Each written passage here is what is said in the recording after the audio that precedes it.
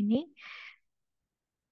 eh, saya akan membawakan materi eh, terkait pendahuluan dari data analisis dan big data.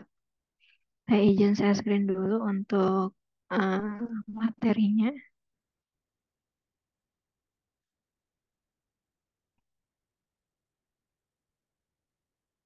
Oke, ini untuk PPT-nya udah kelihatan ya, teman-teman. Sudah. Oke, siap. Oke, jadi pada hari ini kita itu akan belajar mengenai pertama kita dahului dengan definisi dari big data itu sendiri. Sebenarnya kalau apa namanya teman-teman tahu kan kalau data itu sebenarnya definisinya itu adalah kumpulan dari fakta-fakta yang kita temui di lingkungan. Misalkan ada hujan terjadi, debit air hujan yang turun itu Kalau merupakan begini data. mana? Data itu kan data terkait debit hujan. Kemudian kalau teman-teman lagi berkendara di jalan raya, kecepatan motor di samping teman-teman atau kecepatan motor teman-teman sendiri, nah itu merupakan data kecepatan kendaraan kayak gitu. Jadi data itu adalah kumpulan fakta dari sebuah kejadian kayak gitu. Nah, kemudian kalau big data itu apa? Nah, big data itu sesuai dengan namanya big. Nah, itu adalah data-data yang mengacu pada kumpulan data yang sangat besar, kompleks, dan beragam formatnya. Nggak hanya untuk satu struktur atau satu format aja gitu. Dan biasanya big data ini butuh perlakuan khusus ketika ingin dikelola lebih lanjut gitu. Misalkan dalam satu data itu terdiri dari tiga format, ada teks, ada gambar, ada video. Contohnya itu data media sosial Instagram. Dalam satu feed itu ada gambar, ada teks. Terus kalau Reels itu kan ada video, ada captionnya apa, ada teks. Nah itu untuk diolah itu kan terlebih dahulu kita harus memisahkan dulu mana data gambar, mana data teks kayak gitu. Agar dapat menjadi data tabular kayak data di Excel gitu kan udah terpisah ya antara kolom A, B, C, D, dan seterusnya. Nah, itu adalah definisi umum dari big data. Jadi kumpulan data yang sangat besar, kompleks dan beragam.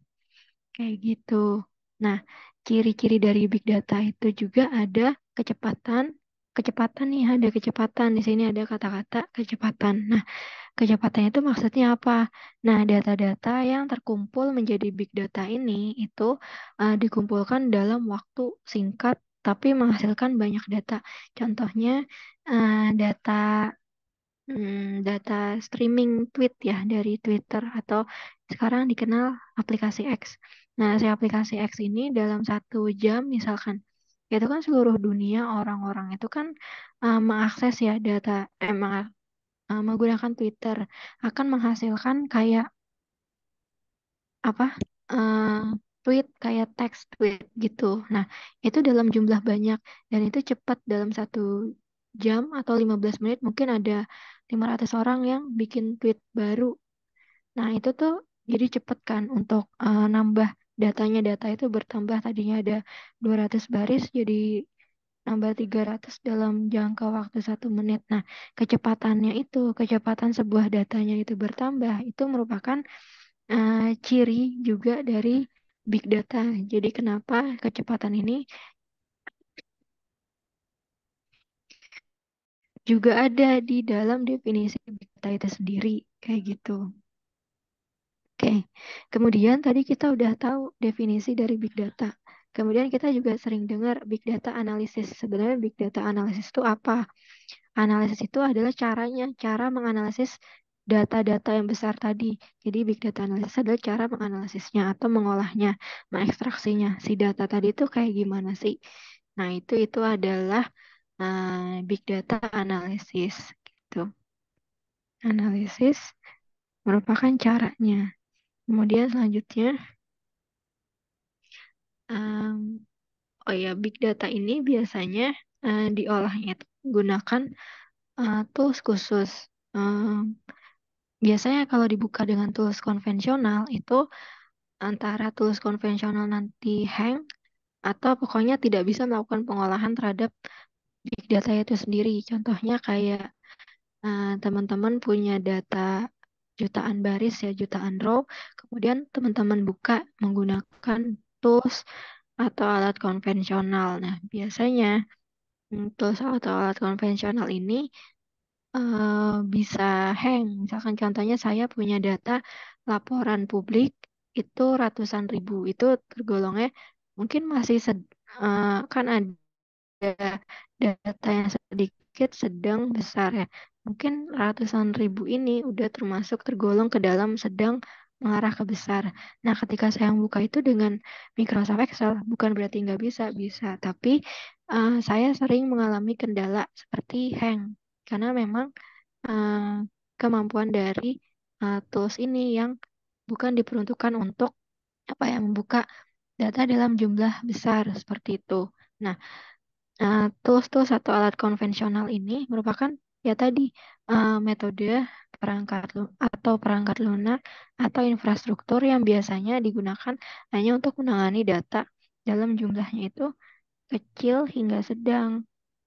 Sementara kalau data-datanya itu bentuknya udah besar banget, nah volumenya udah besar, nah itu biasanya di apa digunakanlah tools atau teknik khusus untuk menangani big data kayak gitu. Contohnya apa sih? Teknik dan alat konvensional itu contohnya pertama itu ada RDBMS. Kalau teman-teman tahu database management system yang kayak MySQL, Postgre gitu, biasanya mereka menangani data dalam jumlah yang tadi relatif kecil, sedang kayak gitu.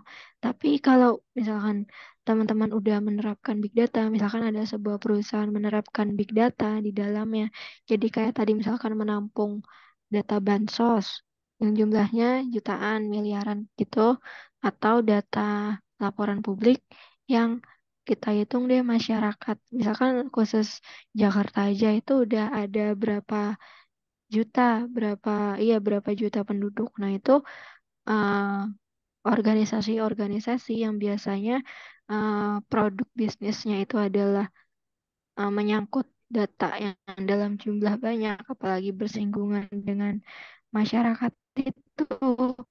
Biasanya mereka menyediakan sebuah infrastruktur khusus big data. Nah, RDBMS-nya ini biasanya mereka itu tidak menggunakan kayak MySQL, Postgre, melainkan uh, database yang memang dikhususkan untuk big data seperti Hadoop misalkan. Nah, itu adalah salah satu contoh, eh, sorry, jadi kayak DBMS ini merupakan salah satu contoh dari alat konvensional. Nah, alat untuk khusus big datanya itu tadi salah satu contohnya itu adalah si Hadoop tadi. Nah, karena Hadoop ini mampu menangani data-data yang jumlahnya itu besar, bahkan lebih besar daripada terabyte, misalkan petabyte, kayak gitu. Terus dia juga dapat menampung big data dengan berbagai apa ya format data. Misalkan bisa menampung juga gambar, video gitu tanpa adanya kesulitan kayak gitu. Nah, terus selanjutnya ada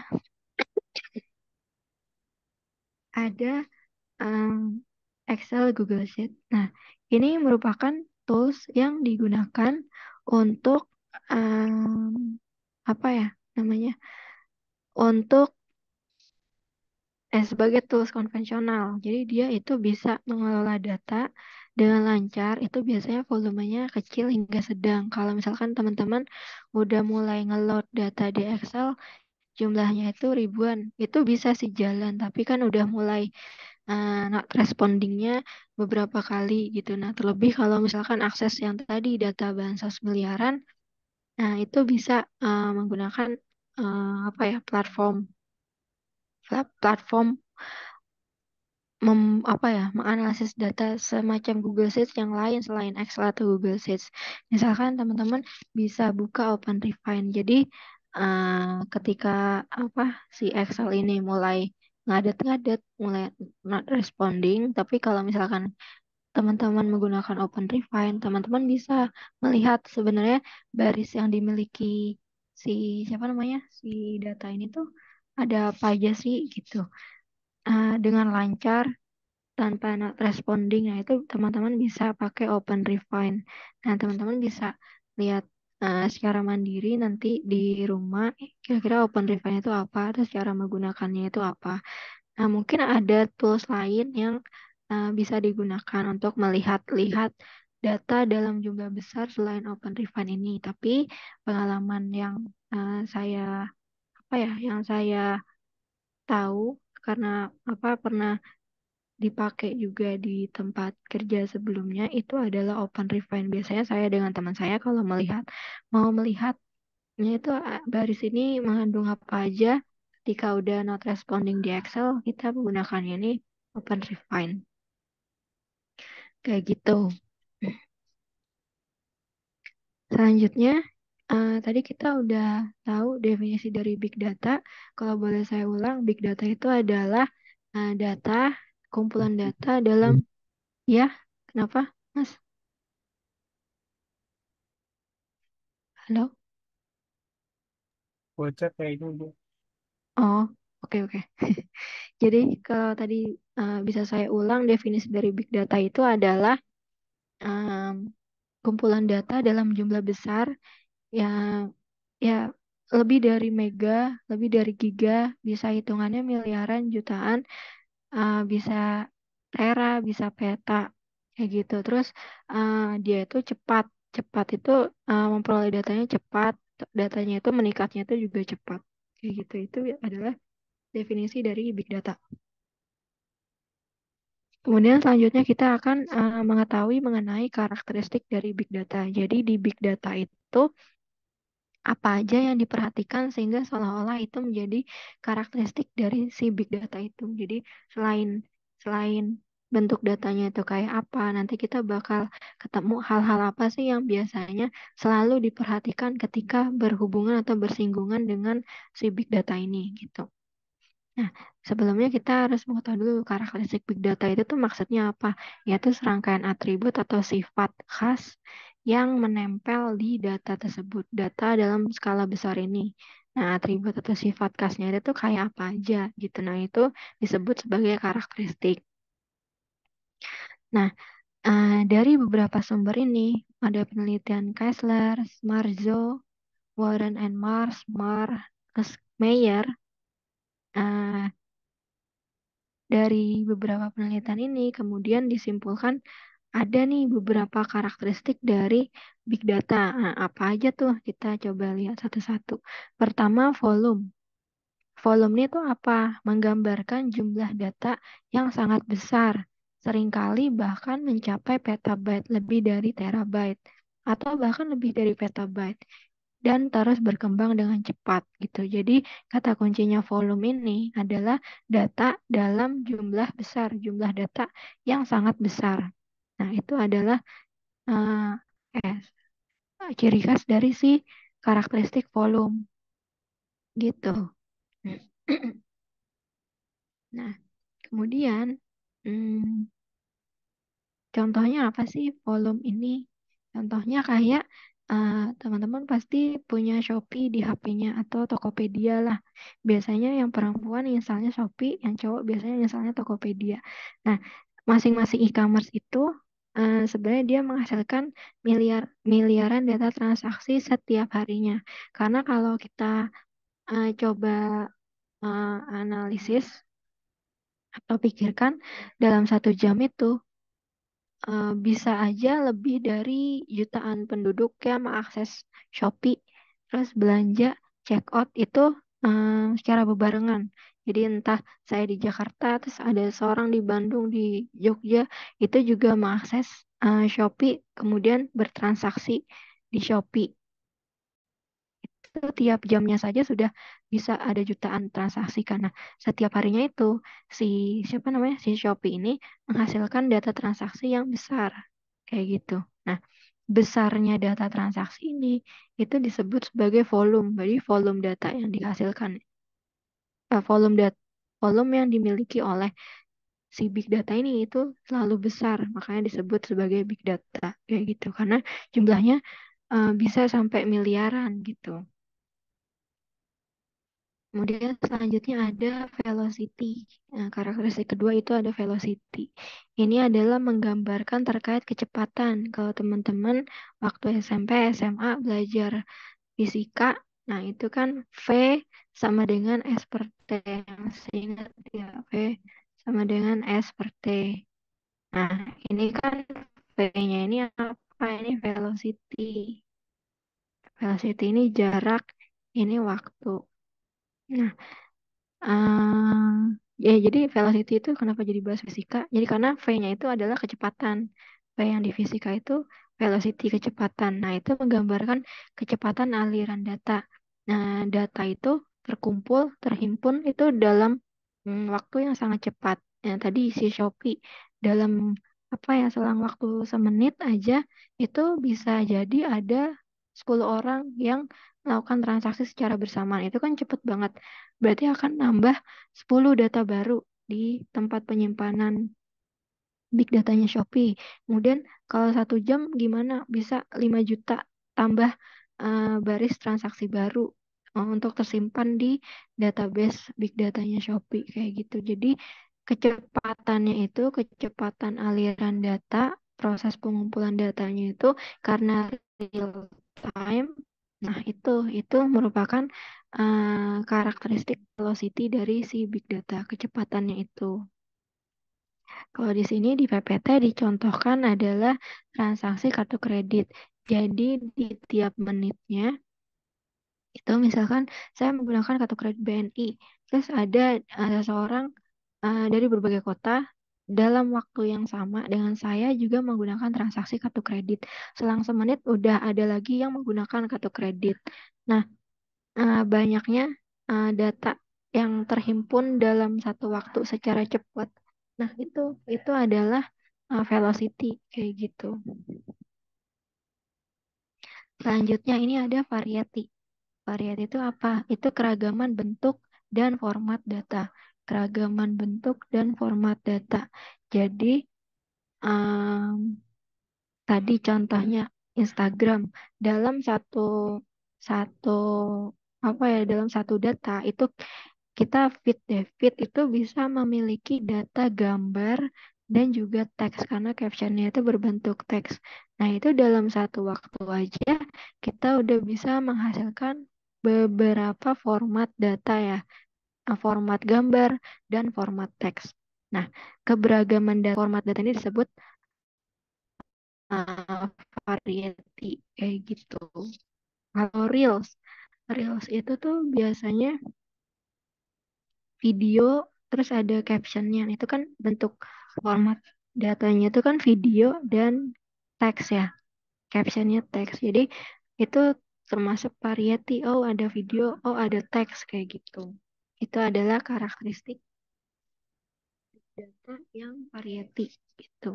Nah, format-format dari si big data ini tuh ada aja bentuknya, ada yang data terstruktur.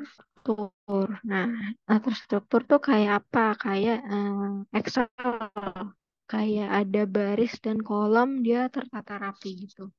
Dia tertata rapi kayak ada kolom A, B, C, terus ini baris satu, baris dua, baris tiga. Nah, ini kan tersusun rapi ya. Ini ada datanya, data-data. Nah, ini itu adalah bentuk terstruktur, adanya baris dan kolom. Nah, sudah dapat di apa ya? Sudah dapat dipetakan untuk data ini, data misalkan namanya siapa aja. Ada Andi, Asep, Budi dan lain sebagainya. Itu bisa diketahui dengan mudah bentuknya baris dan kolom kayak gitu. Nah, itu data terstruktur. Database relasional kayak data yang ada di dalam MySQL itu kan sudah tersusun sebenarnya dari kolom dan baris. Misalkan kolom nama produk, ada produk sampo, sabun yang dijajar menurun kayak baris gitu. Nah, itu adalah bentuk apa ya? Database relasional yang termasuk ke dalam bentuk data terstruktur. kalau semi terstruktur itu kayak apa? Kayak misalkan gini, kayak JSON. Jadi dia tuh kayak semacam punya format, nggak kayak bentuknya table gini, tapi dia punya format khusus yang cara ngebacanya itu mudah-mudah gampang. Ya, tinggal ikuti saja struktur tersebut, tapi butuh effort lebih dibandingkan dengan kita yang bisa langsung membaca ABC kayak gitu. Nah, JSON tuh kayak gini. Coba saya tunjukin. Ini tuh ada JSON. Salah satu contoh data yang semi terstruktur itu kayak ini. Ini kan ada nih rows, ada ID-nya apa, value-nya apa, terus ada kurung kurawal, dipisahin sama kurung kurawal kayak gini. Nah, ini tuh contoh dari si apa namanya si data JSON atau semi terstruktur kayak gitu. Nah, terus selanjutnya ini tuh ada data tidak terstruktur. Kayak apa sih data tidak terstruktur? Itu kayak data gambar, video, audio. Nah, itu adalah contoh dari data tidak terstruktur. Oke, selanjutnya ada veracity. Jadi veracity itu adalah mengacu pada ketidakpastian atau kualitas dari data. Jadi karena big data ini bentuk datanya itu jumlahnya besar, jadi di tiap barisnya itu nggak melulu datanya itu lengkap. Kayak misalkan data sensor deh udara. Jadi kayak ada sensor udara ditaruh di pemancar udara di daerah Jakpus. Terus ada lagi sensor udara ditaruh di daerah Jakarta Barat. Nah, tiap wilayah kota administrasi, misalkan Jakarta Pusat, itu ditaruh di 5 kecamatan. Masing-masing kecamatan ada 2. Nah, terus itu masing-masing sensor tersebut itu akan secara real time merekam kualitas udara dari wilayah kecamatan tersebut. Nah, itu kan real time. Jadi akan ada banyak baris data karena dihitungnya per menit, per jam, kayak gitu kan. Nah, ada kalanya si sensor ini itu dia tidak membaca kualitas udara dari wilayah tersebut. Jadi ini tiba-tiba kosong aja. Hasilnya tiba-tiba kosong. Jadi kan nggak semuanya dapat diolah kan. Ada data yang kosong ya tidak bisa diolah karena mungkin pada saat jam segitu sensornya lagi rusak atau gimana baru diperbaiki di jam berikutnya kayak gitu. Nah, data-data yang di tidak bisa diolah, tidak bisa dibaca ini, nah, itu disebut sebagai noise atau data yang tidak akurat. Nah, keberadaan data-data yang seperti ini itu tuh pasti ada di sebuah big data kayak gitu. Nah, itu yang harus kita pastikan ketika kita bermain dengan kumpulan data besar. Jadi, data-data yang noise yang kiranya nol atau tidak konsisten kayak gitu. Nah, itu perlu apa ya? Diperbaiki terlebih dahulu sebelum diolah lebih lanjut kayak gitu. Keberadaan noise atau data yang tidak akurat ini itu disebut sebagai veracity karena kita harus memastikan kualitas dari data itu dulu gitu. Kemudian contohnya apalagi selain sensor udara kayak misalkan sensor yang ditaruh di sungai. Jadi untuk mengukur ketinggian air sungai. Itu di tiap sungai misalkan untuk agar datanya lebih akurat itu dia ditaruhnya di berbagai sisi. Misalkan satu sungai minimal tiga sensor. Nah, kemudian sungai-sungai tersebut ditaruh di semua sungai yang ada di Jakarta. Nah, itu akan tersimpan di satu tempat pengumpulan big data. Nah, terbayangkan di sini tuh akan ada berapa raw data. Nah, tapi tiap-tiap data itu pasti nanti ada data yang rusak lah, yang enggak sesuai sama data-data lainnya. Nah, data-data anomali tadi, data-data anomali tadi yang perlu diperhatikan untuk misalkan apa ya diperbaiki terlebih dahulu, dihapus terlebih dahulu dan lain sebagainya. Nah, itu disebut veracity. Tuh, karena terkait kualitas dari data tersebut diperhatikan gitu. Itu adalah salah satu karakteristik dari big data. Selanjutnya di sini ada value. Itu menggambarkan manfaat atau nilai yang bisa diambil dari data tersebut. Contohnya, tadi kita udah sama-sama tahu kalau dalam misalkan dalam waktu tertentu dari jam 8 sampai jam 9 itu bisa jadi miliaran orang itu mengakses Shopee untuk bertransaksi, untuk belanja. Nah, itu kan jadi datanya banyak banget kan, data di jam 8 sampai 9 tersebut. Nah, sebenarnya dari data-data yang terkumpul itu bisa loh kita dapetin value-nya atau insight yang mau kita ambil tuh apa, nilai dari datanya itu apa gitu. Nah, kita tuh bisa ngedapetin insight misalkan tren pasar yang lagi happening tuh sekarang apa sih, dilihat dari transaksi-transaksi yang dilakuin oleh orang-orang dalam jangka waktu jam 8 sampai jam 9 ini. Misalkan terus kita bisa dapatin insight preferensi produk. Jadi kalau teman-teman bisa lihat apa ya,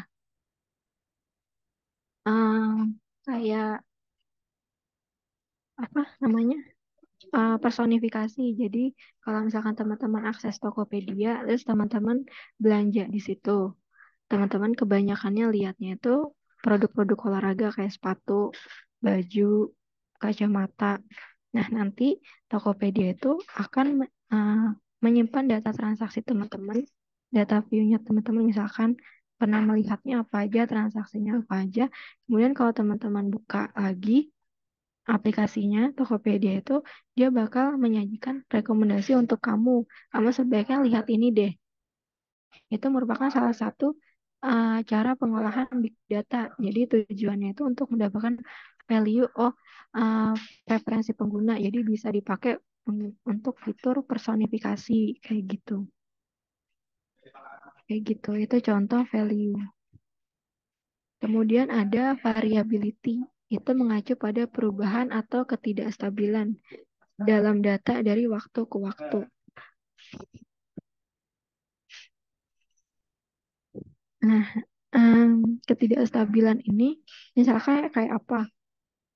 Kayak data cuaca. Data cuaca itu kan sering nggak konsisten ya. Misalkan di jam 8 sampai 9, misalkan suhunya 36 derajat Celcius. Kemudian dari jam 9 sampai 10 itu berubah jadi 38.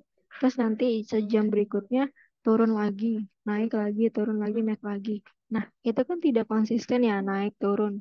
Nah, perubahan atau ketidakstabilan itu disebut sebagai variability. Biasanya itu merupakan salah satu hal yang sering ditemui dalam big data, karena kan tadi contohnya lah si sensor tadi, sensor udara, dia kan real time, tiap waktu tiap waktu banyak yang di apa direkam gitu. Nah, terus setiap detiknya itu kan pasti kadang ada polusinya tinggi, polusinya rendah, polusinya tinggi lagi kayak gitu. Jadi eh, variabilitasnya itu, ketidakstabilan dalam data itu merupakan salah satu contoh karakteristik dari big data.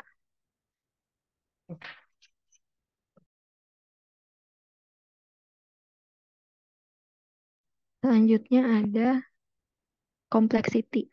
Jadi mengacu pada apa ya, tingkat kesulitan dan kerumitan terkait dengan pengolahan analisis. Jadi contohnya apa? Misalkan dalam sebuah proyek riset ilmiah. Nah, itu dalam riset tersebut dia itu mengumpulkan data-data dari sensor-sensor. Misalkan banyak sensor yang dikumpulin. Terus selain dari sensor, dia juga ngumpulin data teks dari dokumen-dokumen literatur, dari catatan medis. Nah, itu kan dia harus ketika ingin mengolah untuk riset hasil-hasil data yang ditemukan tadi, nah itu kan dia harus mampu mengolah misalkan tadi sensor gambar. Nah, dia mendapatkan atau menghasilkan data-data gambar. Nah, itu ketika kayak itu kan dia harus mengolahnya terlebih dahulu kan. Cara pengolahan gambar dengan teks itu berbeda gitu. Jadi kompleksitas uh, pengolahan ini tuh salah satu merupakan ciri atau karakteristik dari si big data. Kemudian accessibility. Jadi tadi selain karakteristik dari data itu sendiri, hal-hal yang diperhatikan hal-hal yang diperhatikan untuk mengakses atau mengolah big data tersebut juga menjadi karakteristik dari big data. Misalkan nih, um, uh, ada perusahaan yang sudah menerapkan atau mengimplementasikan big data untuk apa ya, uh, apa proses bisnisnya. Misalkan tadi e-commerce Tokopedia atau Shopee, dia itu udah menerapkan big data, implementasi big data. Jadi misalkan untuk rekomendasi, untuk personifikasi dan lain sebagainya. Nah, orang atau perusahaan-perusahaan yang udah menerapkan atau mengimplementasikan big data dalam proses bisnisnya, nah itu harusnya dia memperhatikan akses ke big datanya ini harus tetap terjaga. Misalkan ketika dibutuhkan datanya mudah untuk diambilnya, SDM-nya udah mengerti juga gimana cara ngambilnya, cepat. Nah, terus infrastrukturnya itu terjaga, jadi teknologi big datanya itu tidak akan down seperti itu. Nah, accessibility satu, kemudian akses terhadap big datanya itu sendiri. Nah, itu merupakan salah satu karakteristik dari big datanya itu. Kemudian ada authenticity. Jadi, itu merupakan karakteristik big data yang mencerminkan keabsahan dan keamanan dari data. Jadi, kalau misalkan ini kan berarti berkaitan dengan selain tadi kan karakteristik dari big data itu selain memperhatikan karakteristik dari data itu sendiri, hal-hal yang berkaitan dengan big data itu juga disebut sebagai juga termasuk dalam karakteristik big data. Misalkan nih si bank bank BNI ya. BNI dia itu menerapkan big data dalam proses bisnisnya. Jadi tadi kalau teman-teman ingat di slide-slide awal kayak ada transaksi kartu kredit yang kemudian bank tersebut simpan ke dalam big data kan. Misalkan dalam satu waktu dari jam 8 sampai jam 9 yang menggunakan kartu kredit BNI itu misalkan ada 5 juta orang yang transaksi secara bersamaan di jam tersebut. Itu kan udah termasuk ke dalam big data. Nah, berarti si bank ini itu udah nerapin big data dong. Jadi teknologinya, apa namanya, eh, infrastrukturnya itu udah eh, mencirikan big data gitu. Jadi tadi udah pakai Hadoop dan lain sebagainya. Nah, data-data pribadinya si pengguna tadi yang kayak kartu kredit, transaksinya itulah pokoknya itu harus dijaga keamanannya kayak gitu agar terhindar dari potensi-potensi keamanan finansial, misalkan apa ya, potensi tereksposnya data pribadi data pribadi nasabah ke publik seperti itu. Jadi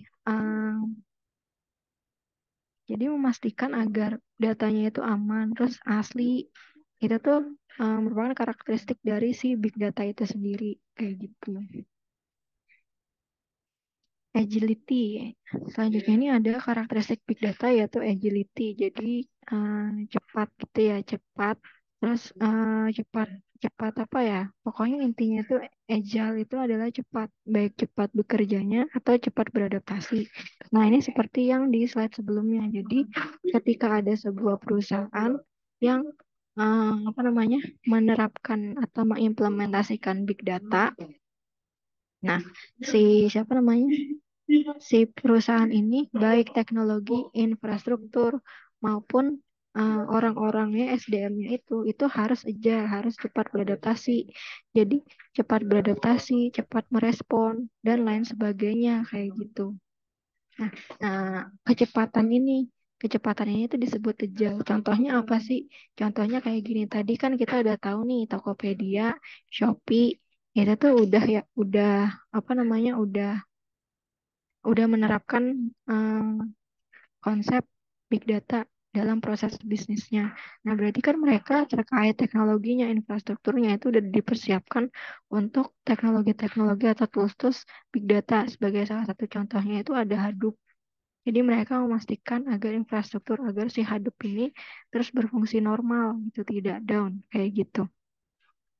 Nah, selain itu, selain memastikan infrastruktur yang menaungi si teknologi big data itu sendiri dari SDM itu juga harus dipastikan. Jadi ketika misalkan uh, apa ya organisasi pemerintahan yang menyimpan data terkait laporan publik, itu kan laporan publik jumlahnya besar, termasuk big data juga.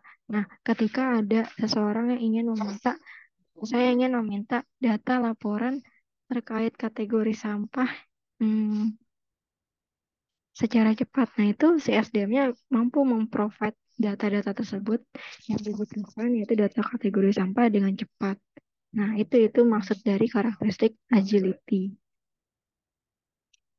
Kemudian ada karakteristik analyze ability, yaitu karakteristik dari big data yang merujuk pada kemampuan untuk menganalisis data yang sangat besar dan kompleks kayak gitu. Nah, misalkan nih ada apa ya? Ada seorang pasien yang awalnya itu dia dirawat di rumah sakit di Jakarta. Nah, kemudian dia dirujuk ke rumah sakit di luar kota, misalkan di Bandung. Nah, ketika pasien ini tiba di Bandung, rumah sakit Bandung ini meminta rekam medis dari si pasien ini. Pengen lihat, ini dia tuh pernah dikasih obat apa aja, terus pernah berobat di rumah sakit apa aja, ada nggak datanya, terus tindakan yang pernah tindakan yang pernah diperlakukan ke pasien itu apa aja. Tujuannya apa? Biar si rumah sakit yang di Bandung ini mampu mengidentifikasi pola atau tindakan apa atau apa ya?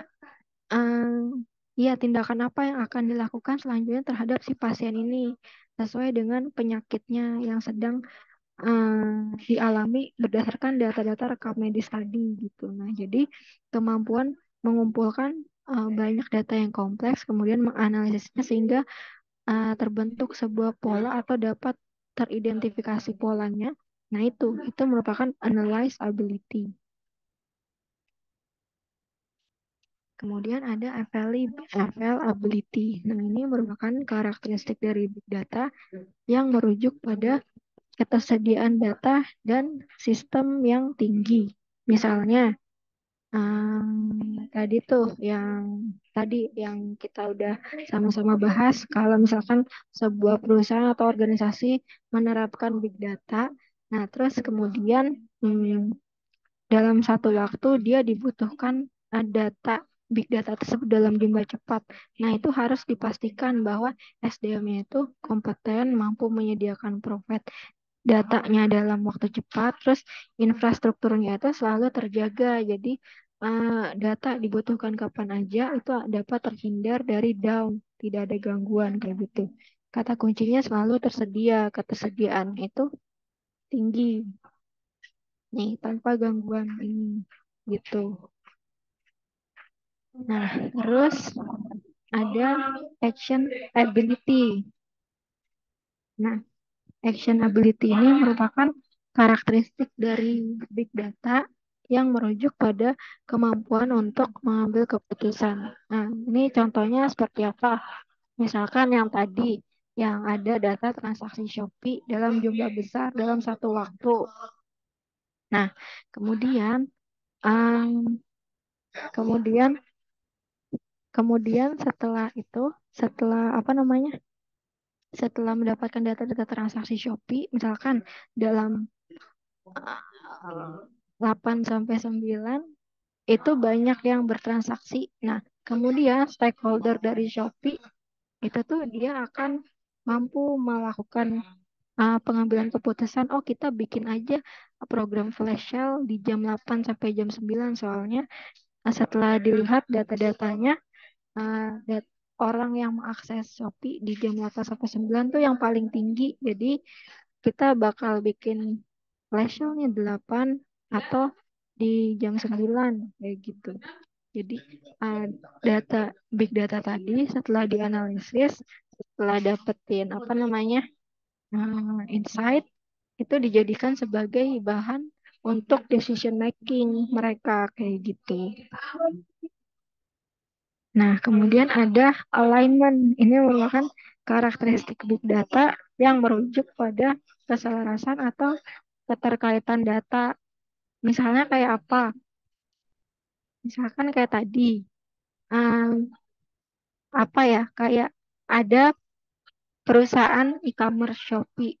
Nah, dia nih menerapkan atau mengimplementasikan big data dalam proses bisnisnya.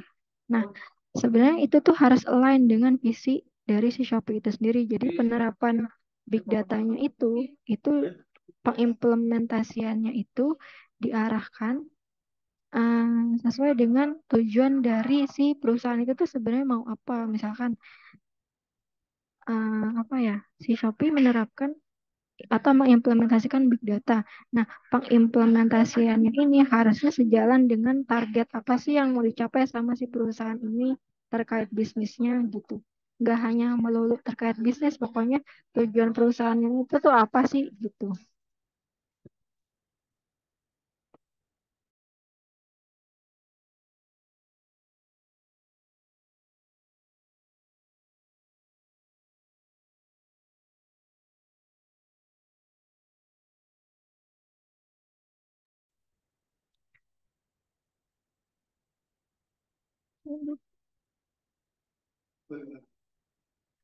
Terus ini ada privacy and ethics.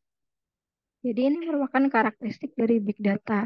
Jadi misalkan nih di apa namanya pemerintahan dia itu menyimpan big data berupa laporan publik. Jadi banyak laporan masyarakat yang masuk ke penyelenggara pemerintah itu. Misalkan apa sih? Misalkan aplikasi Jaki deh, aplikasi Jaki. Terus dia tuh eh, merupakan aplikasi yang ditujukan untuk salah satunya itu fiturnya pelaporan publik. Jadi kalau misalkan ketemu masalah di jalan terkait sampah atau jalanan rusak, nah dia bisa ngelapor lewat aplikasi Jaki itu. Nah, aplikasi Jaki ini nanti nanti disimpan ke dalam big datanya mereka.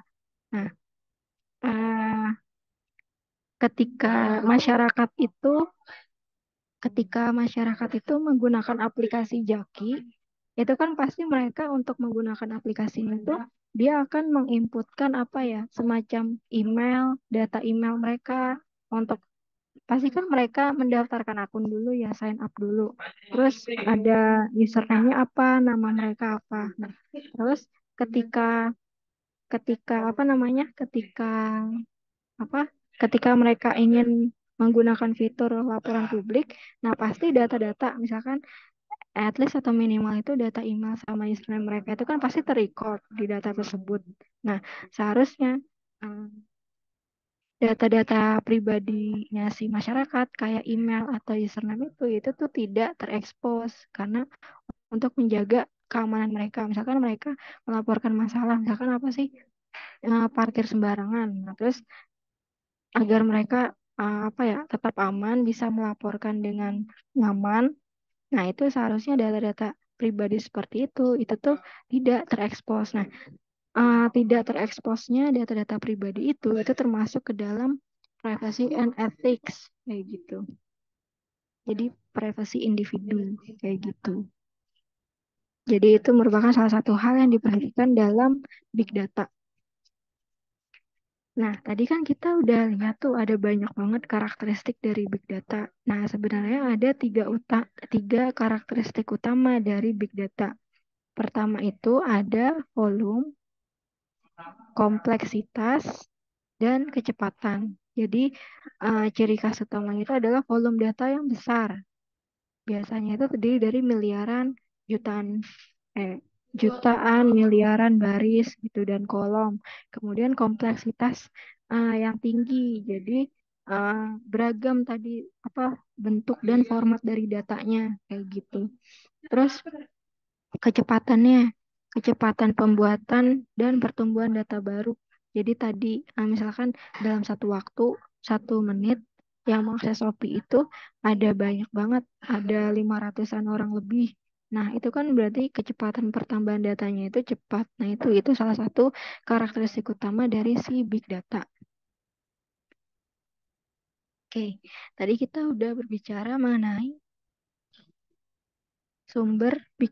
karakteristik dari big data. Sekarang kita berbicara mengenai sumber dari big data itu tuh kayak apa. Ya tadi sebenarnya udah ada sih beberapa yang kita sebut sumber big data itu pertama ada dari media sosial kan. Tadi kayak kayak Twitter atau aplikasi X dalam satu waktu 1 jam itu banyak banget hal-hal yang apa namanya ditulis oleh masyarakat di dunia dalam satu waktu. Jadi em, salah satunya itu media sosial tadi itu yang Twitter itu. Jadi dalam satu waktu itu data yang dihasilkan itu banyak sekali. Terus kalau IoT yang kedua ini, IoT itu contohnya kayak tadi sensor kualitas udara yang ditaruh di tiap kecamatan. Tiap kecamatan itu ditempelin itu 2 atau 3 sensor di daerah yang berbeda-beda. Nah, itu kan sumber dari big data kan tadi dia akan secara real time menyimpan data-data tadi untuk nantinya diolah. Datanya apa? Data-data kualitas udara. Terus selanjutnya itu ada transaksi bisnis. Transaksi bisnis itu tuh kayak tadi kartu kredit misalkan atau Shopee tadi. Nah, itu kan dalam satu waktu akan banyak transaksi yang terjadi. Transaksi kartu kredit yang terjadi, transaksi Shopee yang terjadi kayak gitu. Terus ada log file, misalkan teman-teman itu mengakses sebuah situs, terus apa ya, nanti IP teman-teman, data teman-teman, nah itu tuh ter, ter apa terdata. Nah, banyaknya data itu yang dalam log itu merupakan salah satu sumber dari big data. Kemudian selanjutnya kita akan membahas mengenai jenis data pada big data. Jenis data pada big data. Pertama itu ada data terstruktur. Tadi kita udah bahas di awal ya kayak data terstruktur tuh data yang bentuknya itu ada baris dan kolom kayak gitu. Nah, itu adalah ciri khas atau definisi dari data terstruktur kayak gitu. Nah, kemudian ada data semi terstruktur yaitu data yang um, apa ya sedikit mudah untuk didefinisikan karena dia mempunyai strukturnya sendiri, tapi tidak secara mentah bentuknya itu seperti baris dan kolom. Contohnya tadi kayak Jason tadi, dia tuh punya struktur kayak ada kurung kurawal, ada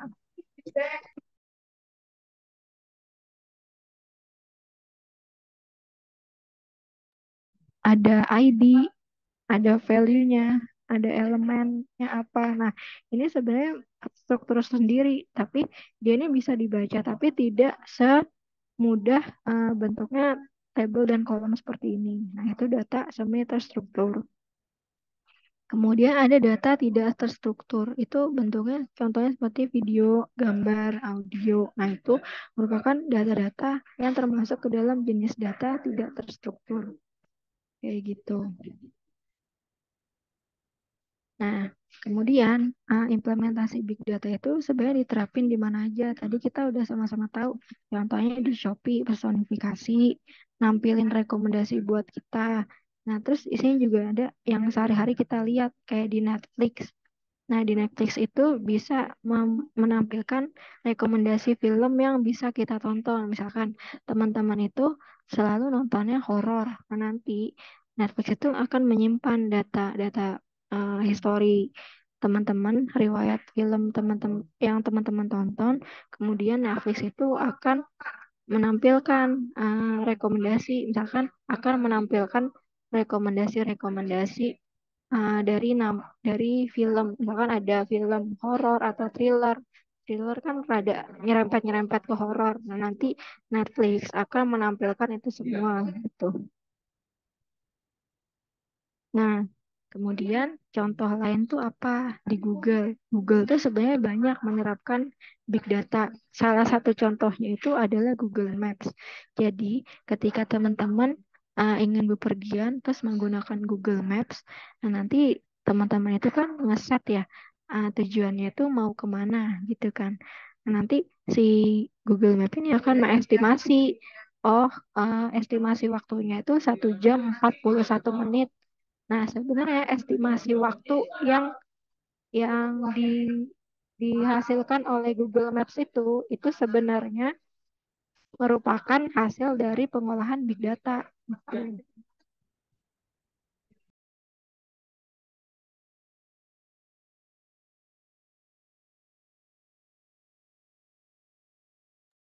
Selanjutnya, kita akan membahas mengenai data analisis.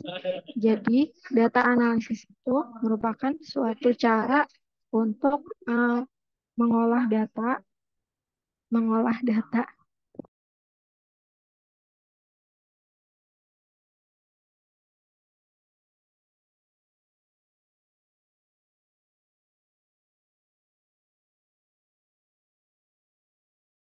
Nah, terus kalau data analisis ini merupakan langkah spesifik dalam proses data analisis. Jadi tadi kita udah tahu big data itu adalah kumpulan datanya, kemudian data analisis itu adalah proses bagaimana mengolah si data itu untuk mendapatkan insight atau value uh, sehingga nanti kita bisa mengetahui pola, tren atau mungkin ada keterhubungan antar datanya kayak gitu.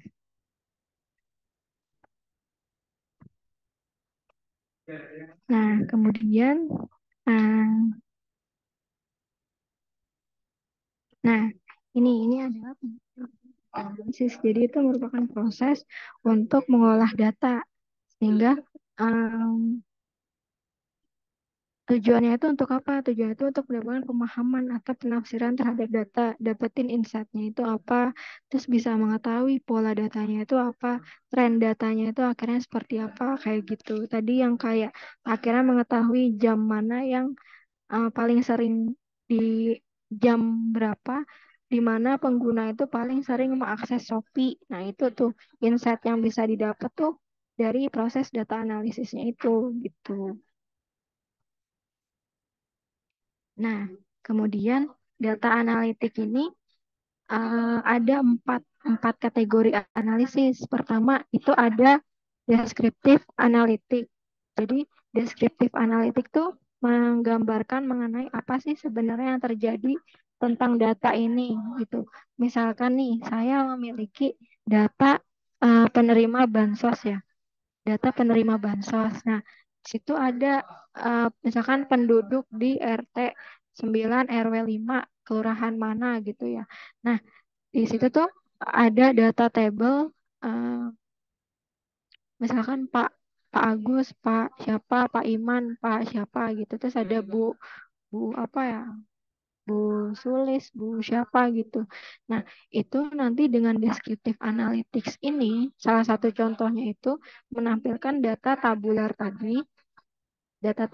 tadi ke bentuk misalkan pie chart. Jadi tadi kita akan bisa mengetahui oh yang penerima bansos yang gendernya laki-laki itu ada berapa, terus yang perempuan itu ada berapa gitu. Nah, nanti deskriptif ini itu menggambarkan data, sekedar menggambarkan aja untuk melihat apa sebenarnya yang terjadi dari data itu gitu. Untuk kemudahan analisisnya juga gitu.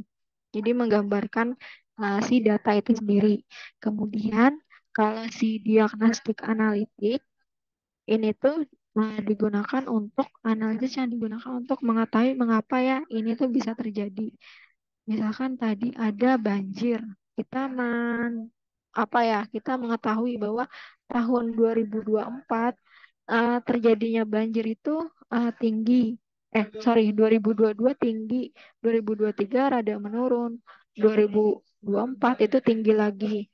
Nah, si diagnostik analitik ini dia itu menganalisis kira-kira kenapa ya kok 2000 berapa ya tadi? 2021 ini 2022 kok bisa rendah ya? Kenapa ya? Nah, terus nanti dia akan melihat si analis ini, dia akan melihat dari apa ya, kolom lainnya, kolom data lainnya, misalkan apa ya, kolom TPS misalkan gitu. Lihat di kolom TPS nih sebenarnya TPS-nya kenapa ya di tahun 2022. Nah, nanti dia itu berarti sedang melakukan diagnostik analitik karena dia mengidentifikasi kenapa kok ini tuh bisa terjadi, kenapa kok di tahun 2022 ini itu tuh bisa rendah gitu. Nah, kemudian selanjutnya itu ada predictive analytics.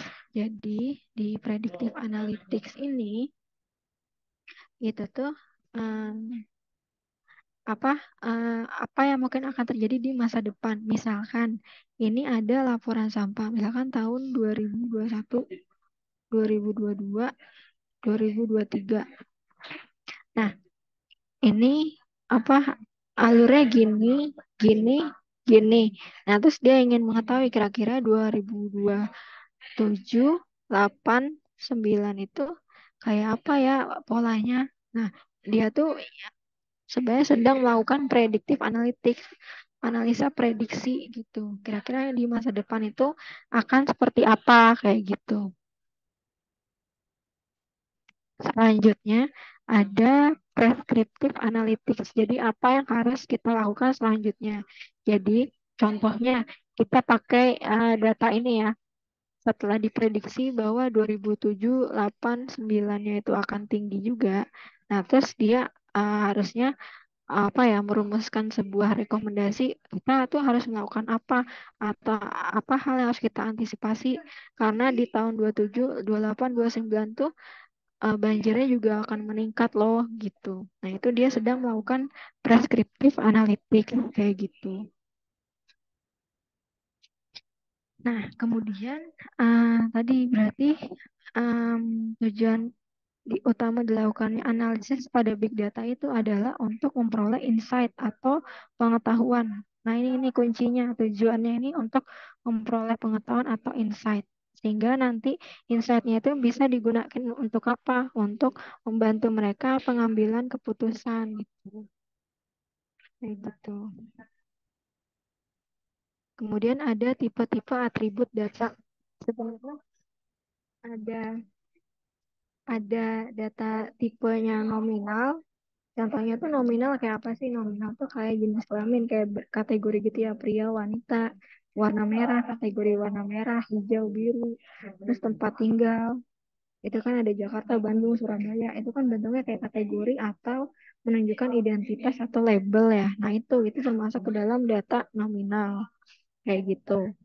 Nah, selanjutnya ada data ordinal. Data ordinal ini itu merupakan data yang memiliki urutan atau peringkat. Jadi misalkan skala Likert itu kan ada ya peringkatnya 1, 2, sampai 5. Kalau 5 itu sangat puas, 1 itu sangat tidak puas. Kemudian ada peringkat di kelas, itu kan peringkat. Nah, itu tuh ordinal. Kayak gitu. Terus interval, itu tuh jarak, jarak gitu. Nah, interval itu merupakan nilai-nilai yang memiliki jarak yang sama. Nah, operasi yang bisa dilakukan terhadap interval tuh apa? Itu ada penambahan dan pengurangan kayak gitu. Kemudian ada rasio. Rasio ini adalah em, apa ya? Contohnya itu seperti apa sih? Kayak ada berat badan, tinggi badan, umur, penghasilan, jumlah barang. Nah, itu tuh tipe data yang atributnya itu nilai-nilainya itu memiliki urutan jarak yang sama atau nol. Tapi nolnya itu adalah sebuah nilai, bukan tidak ada, tapi nol gitu. Eh, Nilainya nol gitu. Kemudian ada biner. Biner itu adalah angka yang hanya memiliki dua nilai, yaitu satu atau nol, atau true atau false. Misalkan kalau teman-teman di pemrograman itu bisa ketemu true atau false. Nah, itu termasuk angka biner nol dan satu gitu. Contohnya apa? Kayak lulus, tidak lulus, menikah, belum menikah, lampu nyala, lampu mati. Nah, itu kan sebenarnya sama aja ya, ya atau tidak.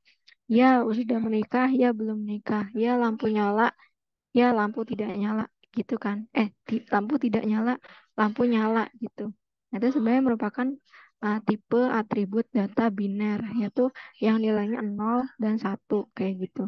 Nah, operasi yang bisa dilakukan terhadap data biner tuh apa? Misalkan ada SOR, and OR. Ini tuh sebenarnya operasi yang bisa teman-teman temui di elektro atau di pemrograman nantinya gitu.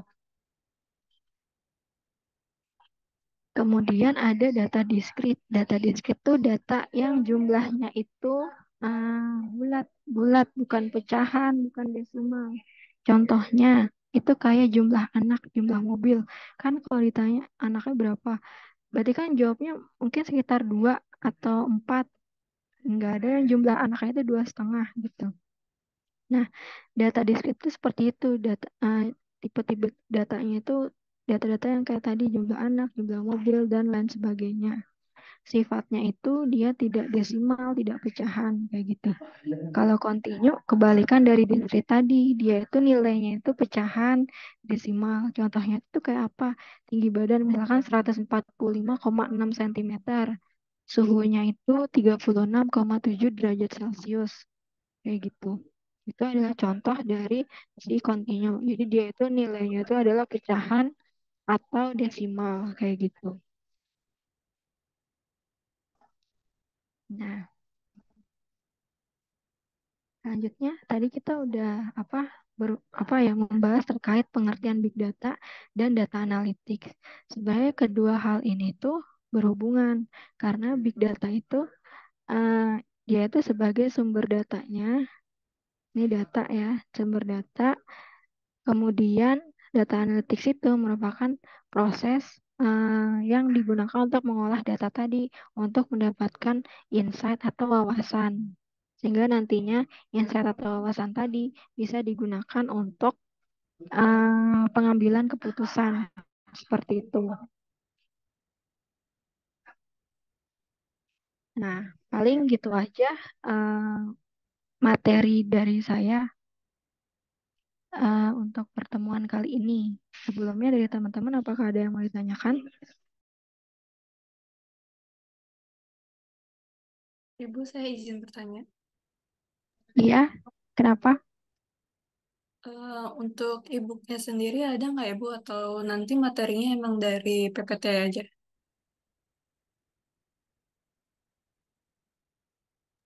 Untuk terkait e-booknya, sebenarnya ada beberapa. Nanti coba saya share bentuknya itu. eh, ya, nanti saya share sih. Ada e-booknya. Nanti saya coba carikan yang eh, apa ya mudah dimengerti karena beberapa e-book yang digunakan ini pembahasannya sama, tapi ada e-book yang fokusnya ke data mining.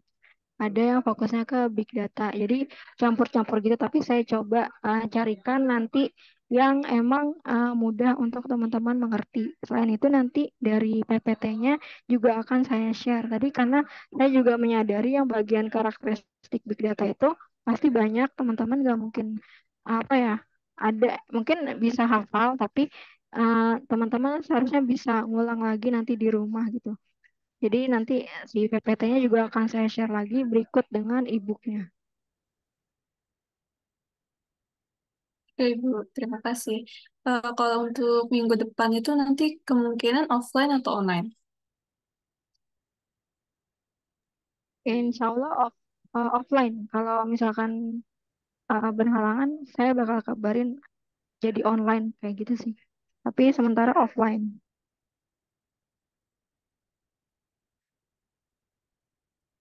Terima kasih Ibu.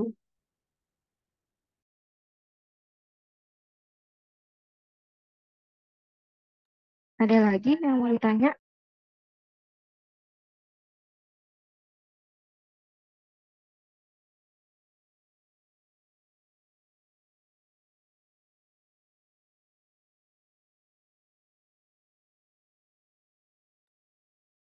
Cukup mungkin. Bentar, Ibu mau nanya lagi. Ya, Berarti untuk dosen sampai UTS itu sama Bu Ingkras. Terus untuk penilaiannya itu nanti sama dosen siapa ya, Bu? Atau Bu Diana atau sama Ibu sendiri? Oke, jadi untuk sampai UTS itu dengan saya, nanti untuk yang memberikan UTS atau UAS nanti sama Bu Diananya. Nah, nanti setelah UTS itu oleh Pak Sabo, kayak gitu. Berarti untuk penilaiannya dari Ibu Diana ya, Bu? Iya, dari Bu Diana. Baik, Bu, terima kasih.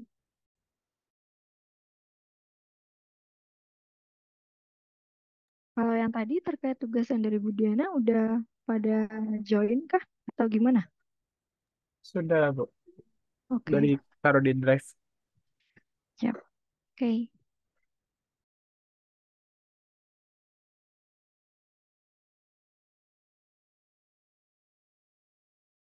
Oke, kalau misalkan emang nggak ada lagi yang mau ditanya, untuk pertemuan kali ini saya izin tutup ya.